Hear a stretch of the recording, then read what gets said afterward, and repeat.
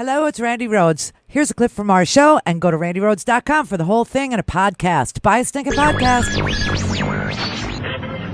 had a little man. The fault. We believe that all men are created equal. To the magnificent mosaic that is America. From radio beacon to radio beacon. I have a dream today. Change has come to America. Believe me. Knock, knock. Who's there? It's a figment of your imagination. Randi Rhodes Show. Turn up your mind.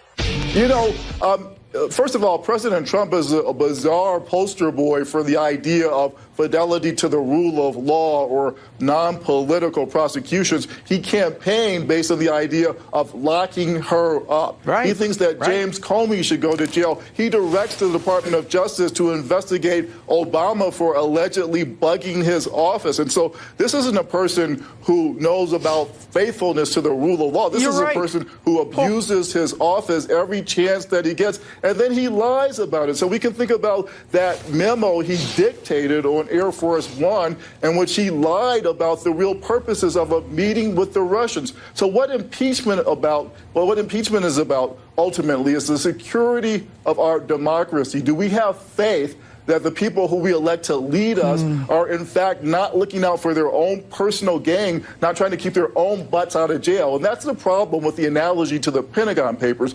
The Pentagon Papers were released to let the United States know that our country was involved in a war that we knew we were going to lose, and thousands of lives were being lost. The hacking of the Democratic emails was about getting Donald Trump elected president. Look, So you actually have to understand at this point that the president has no fidelity to the law, and Kavanaugh is a guy, and so is this Brian Benchkowski, who's going to be in charge of the criminal division of the DOJ. These are people who will give Trump permission to do whatever he wants and to ignore whatever he doesn't like. That is what was written down by one Kavanaugh, Brett Kavanaugh, in one of his dissents, okay? And that's all Kavanaugh ever did. He just dissents, and he never deals with the issue that's actually being decided. He deals with tangential fantasies, okay?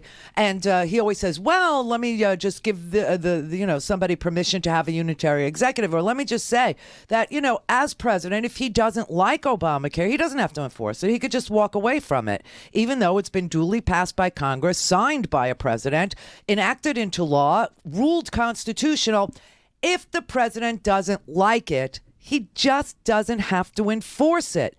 That's what he wrote down. Under the Constitution, the president may decline to enforce a statute that regulates private individuals when the president deems the statute unconstitutional, even if a court held or would hold the statute constitutional. Now, a lot of people are attacking. They weren't attacking me. They were trying to correct me because I did forget. And so you're right about that the 22nd Amendment is term limits on the presidency. It was ratified and it was added to the Constitution, and it is part of the Constitution after FDR, okay? Because FDR, he died. He would have run, he probably still could have been our president if, cryogenics or, something, right, would have happened by now, something really cool. And that would be fine with me. But however, people said, oh, this is ridiculous. Republicans actually said, this is ridiculous. And, blah, blah, blah. We need to, and America went along with it. And so there you have the 22nd Amendment that term limits the president to 2 4-year terms. Well, first of all, Kavanaugh disagrees with that. Kavanaugh talks about term limits in that Minnesota Law Review that we read yesterday. He says the president should have 1 term, but it should last 6 years. And that's his view. And now in this particular case, in Seven Sky versus Holder having to do with Obamacare, he now dissents and says, well, if the president doesn't like something, he doesn't have to follow it. He doesn't have to enforce it. And I just wonder if that could be extended by Kavanaugh and a 5-4 Supreme Court that says that if the president doesn't like a constitutional amendment, like term limits, like the 22nd Amendment, he can ignore it. He could. This is just like, this is what happened in 1933 in Germany, with the Enabling Act. They gave all the power to the unitary executive and said he could do whatever he wants. He doesn't have to enforce any of the laws that were passed by, the Reichstag or their Congress, Parliament.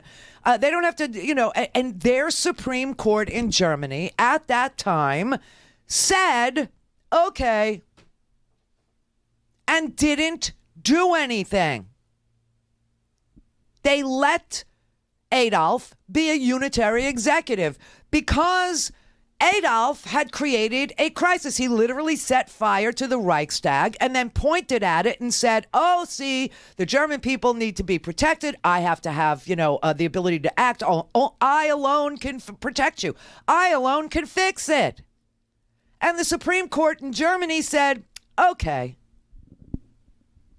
Why? Because they were Nazis. A majority of them were Nazis. And the only people that stood up and the only people that shouted from the rooftops, this is not going to end well, were the Social Democrats.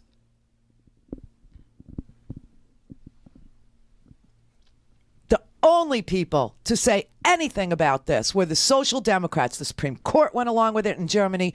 The Reichstag, the Parliament, the Congress, they all went along with a unitary executive and letting him do whatever he wanted to do. And that is the direction we are headed. And if you don't know how much trouble we're in, please know it now.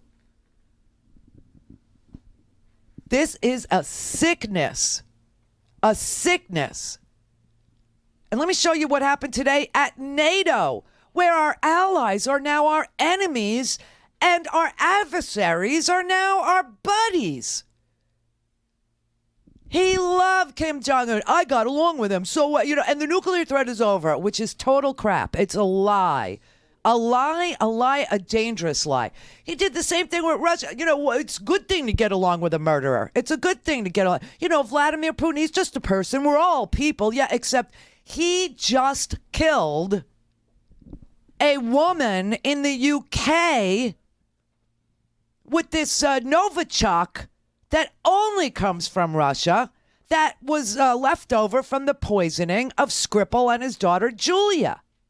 Now, a woman is dead in the UK, and the people in the UK are like flipped out that Russia is killing British citizens, and the president is saying, screw Britain, screw Germany. I like, Russia. I like Poland. And just sat there today and attacked and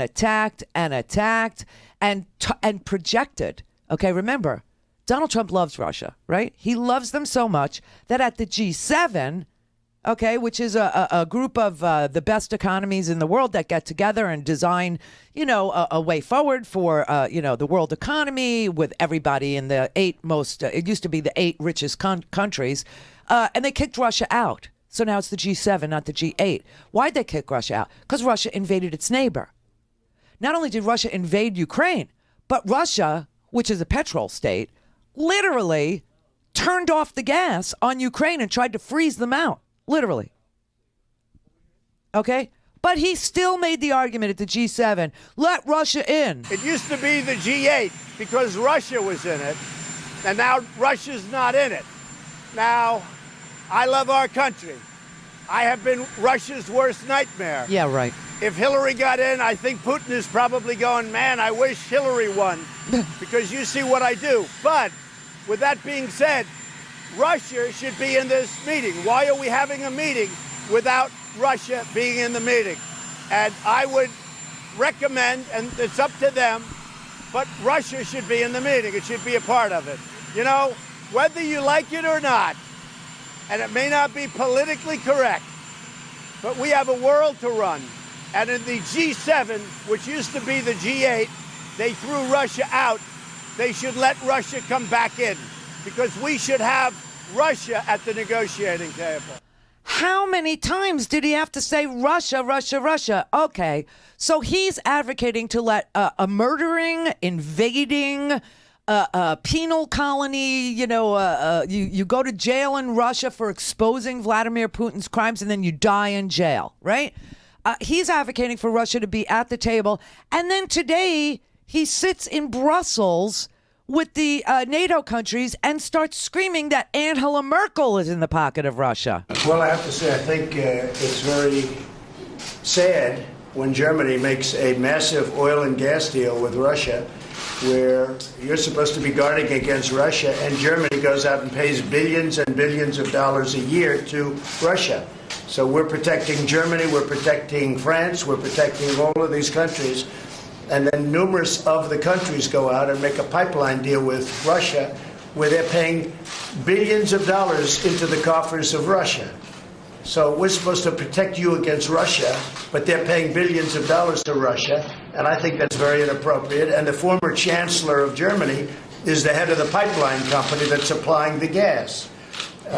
Ultimately, Germany will have almost 70% of their country controlled by Russia with natural gas. So you tell me, is that appropriate? I mean, I've been complaining about this from the time I got in. It should have never been allowed to have happened.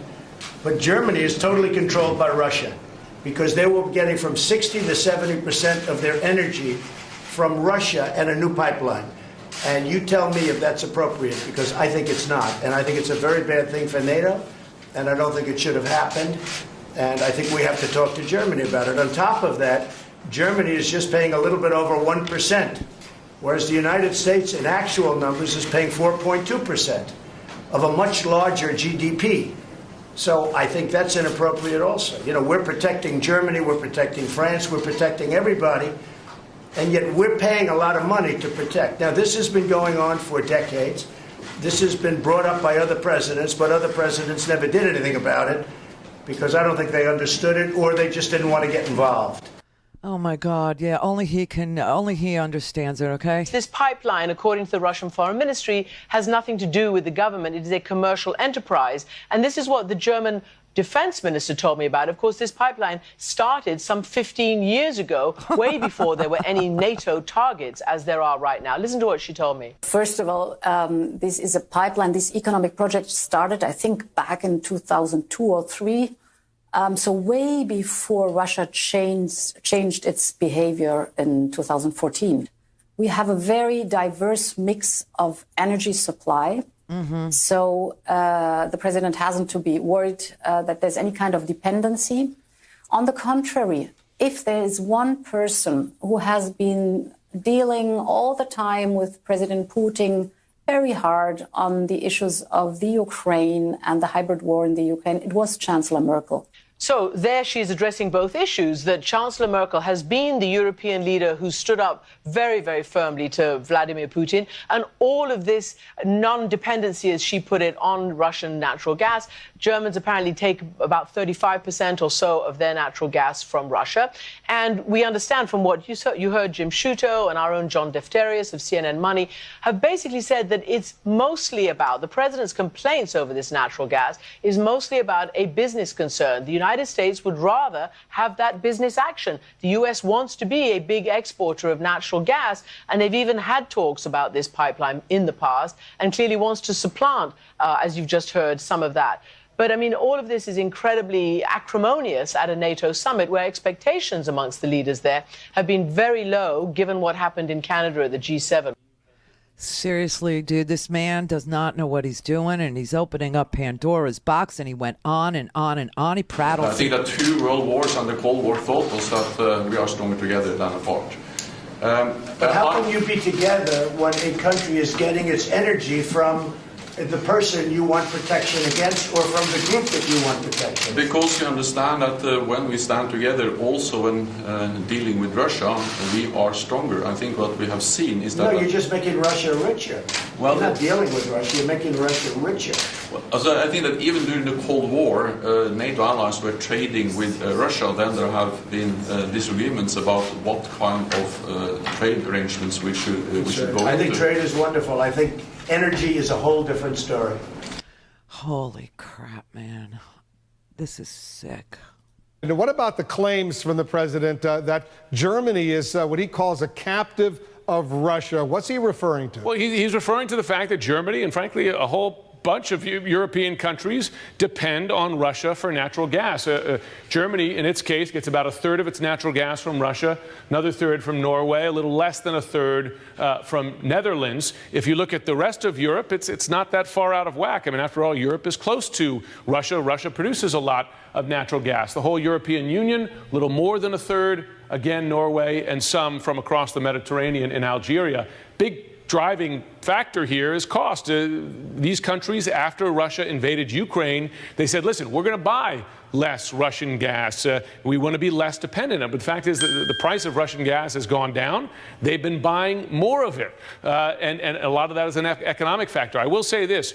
U.S. natural gas producers, they are desperate to sell U.S. natural gas to Europe. They would love to. The trouble is, there's no pipeline from here to there, so you have to liquefy it, take it across in big ships. That costs a lot of money. They just can't compete with the cheap gas coming across the border from Russia. Exactly. Good point, Jim Sciutto. Thank you for that explanation. Seriously, dude, this is about he wants to represent his friends, okay, who are in the natural. This is like totally Koch brothers stuff. This is, right? Okay, so he's willing to pull us out of NATO? What are they the Koch brothers are going to build a pipeline across the Atlantic now? I mean, this is insane. This is crazy. And yet, he trashes Canada too, right? Canada, we hate Canada now. Canada, oh my God, they're so bad. And, there's a special place in hell for Justin Trudeau, right? I mean, this is the language he uses. And yet he signed off on the pipeline, right? And the Canadians are just taking the oil and running it through a pipeline underneath us and then out for export. He makes no sense. He's not consistent. He just hates NATO. And you know what he's doing? He's training his base to hate the Western alliance that has kept us out of World War III. And by the way, here's a little factoid for you, Cult 45 people. The only time NATO ever invoked Article 5, meaning, everybody has to come to the defense of a member of NATO, the only time in the history of NATO in 3 years, that Article 5 was ever invoked was after 9/11. And yes, Germany sent troops to Afghanistan. And then when we decided, let's just hell with it. We got an authorization to use military force. Might as well just go into Iraq. Germany sent troops to Iraq too. So did the UK. So did all of our European allies. This is insane, okay? This is crazy. This man is doing this to benefit his friend and friends. Big money, oil and gas, period. Go to RandiRhodes.com for the whole thing and a podcast. Buy a stinking podcast.